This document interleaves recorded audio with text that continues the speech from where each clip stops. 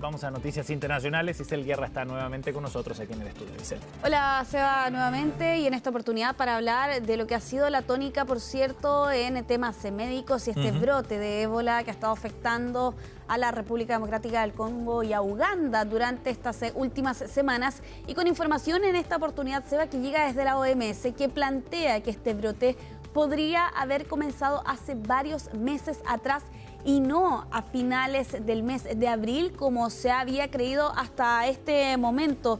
Todo eso cuando la cifra actualizada de casos sospechosos hasta esta hora es de 600 casos, superando los 500 que conocíamos el día de ayer, y 139 muertes vinculadas, por cierto, a este brote. Aquí la OMS ya advierte que esta cifra va a seguir creciendo, así lo han dado a conocer en esta declaración durante esta jornada, donde plantean precisamente esta puerta que se abre respecto del origen, de la extensión y cómo se habría propagado, por cierto, este virus. Se hace alusión a que efectivamente no habría comenzado a finales de abril, como se planteaba inicialmente, y que los casos se habrían multiplicado debido aparentemente de un evento de supercontagio. ¿Qué se sabía hasta este momento, Seba?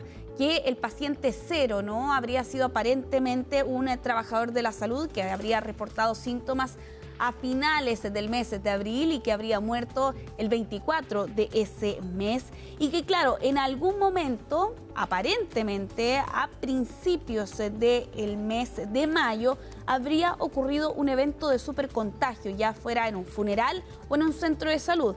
Eso alertaba el 5 de este mes a la OMS por una enfermedad desconocida con alta mortalidad. Aparentemente para esa fecha ya se habría detectado que habría existido un evento de supercontagio, esto a raíz de informes en redes sociales que hablaban de múltiples muertes en una localidad en esta zona de África. Y todo esto cuando ya lo han advertido algunos expertos. Efectivamente es un brote peligroso por varias características. Primero, porque ya se han registrado en esta zona de África brotes anteriores de otras enfermedades como cólera, diarrea, así como también hay enfermedades en esta zona que tienen síntomas similares.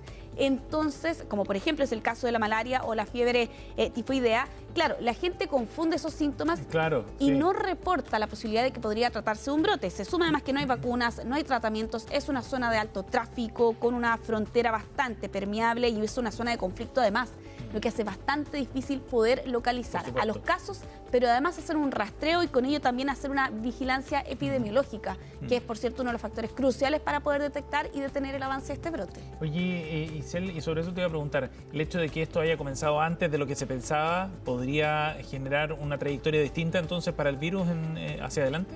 Eso podría ser una de las opciones, ¿no? Por cierto, teniendo en cuenta que hay algunos expertos que plantean que hasta este momento las cifras que se han dado a conocer, ¿no? De las 600 casos sospechosos y 139 muertes podrían en rigor ser mucho más, ¿no? Teniendo en cuenta que este brote se habría originado entonces meses antes. No dan luces de la época exacta en la que se habría originado el brote, pero sí reconocen que no serían semanas como se creía hasta este momento, sino que un tiempo mucho más largo. Hay otros antecedentes de brote, por cierto, de ébola en África. Hubo una pandemia en 2014 que en esa oportunidad dejó 28.000 casos y 11.000 muertes. Lo más reciente fue la cepa Zaire, ¿no? Que es de hecho la más habitual entre 2018 y 2020. También, por cierto, en esta misma región dejaba 2.300 personas fallecidas, lo que evidentemente genera allí también una preocupación. Otra de las informaciones, Seba, que se conocía durante esta semana y lo señalaba también la OMS en rigor durante este día, es que una eventual vacuna podría tardar entre 6 a 9 meses más. Por eso también, por cierto, las preocupaciones respecto de cómo se va a estar desarrollando este brote con un país como es República Democrática del Congo, que efectivamente tiene un historial de poder controlar este tipo de brotes. Lo ha hecho en ocasiones anteriores, pero con estos factores que te mencionaba anteriormente. Una frontera permeable, con un conflicto en la zona que hace muy difícil, planteaban aquí algunos médicos. Ante un conflicto, evidentemente, los equipos suelen moverse de territorio en territorio para salvaguardar sus vidas, y lo que hace mucho más difícil poder contener este brote, que ha tenido tintes políticos incluso, Seba. Marco Rubio, el secretario de Estado, estaba durante esta semana acusando a que se había declarado el brote un poco tarde.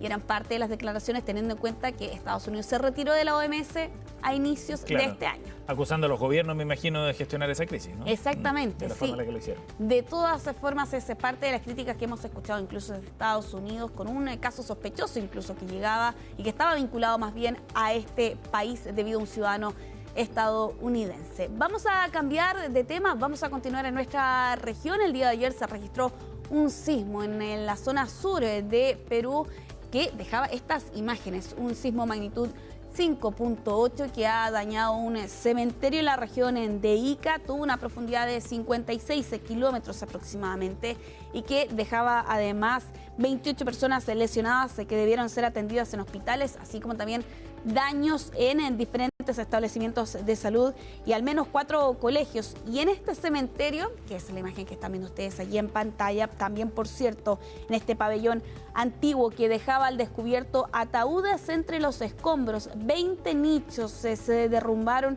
producto de este movimiento telúrico reportado el día de ayer en el país vecino, que no deja víctimas fatales, pero sí casi 30 personas lesionadas que debieron ser trasladadas a los hospitales. Vamos a ir avanzando en esta revisión internacional con esta noticia de aspecto también de innovación, tecnología, pero que también se ha visto involucrado en una polémica y algunos cuestionamientos de parte de algunos científicos, porque la compañía Colossal Bioscience logró incubar pollitos en huevos artificiales. Evidentemente aquí estos dispositivos no requieren oxígeno suplementario y es más bien una estructura reticular impresa de 3D donde fueron puestos estos huevos fertilizados y los colocaron en una incubadora donde les añadieron calcio para replicar hasta cierto punto, por cierto, este proceso. Pero ha generado una reacción cauta de algunos científicos. Por un lado, algunos acusan que en rigor esta tecnología carece de los componentes para ser considerada efectivamente un huevo artificial, ya que hay otros componentes como los órganos temporales que se forman para nutrir y estabilizar al polluelo y eliminar a los desechos que no fueron incluidos en esta tecnología. Hay otros también que son incluso más duros. Señalan que esto en rigor no es nuevo. Antes ya se había utilizado películas o sacos de plástico para estudiar el desarrollo de los pollos. Pero al margen de la polémica, de todas formas, Seba, el debate que se ha instalado ante este tipo de tecnología es bastante grande porque en rigor el objetivo de esta compañía es, escuchen bien, resucitar especies extintas.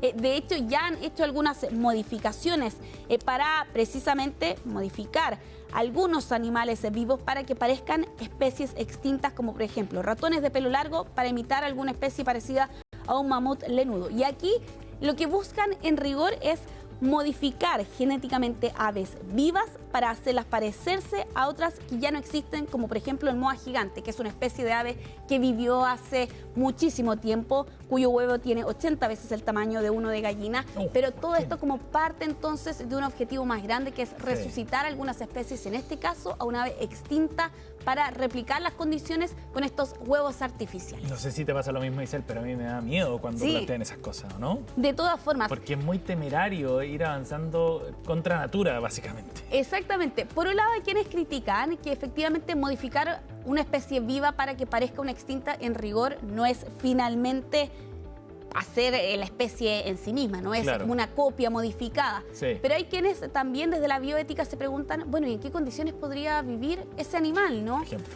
¿Cómo va a sobrevivir precisamente un moa gigante? Que es finalmente el objetivo que tiene esta compañía como uno de los tantos que han planteado entonces con esta investigación, Seba.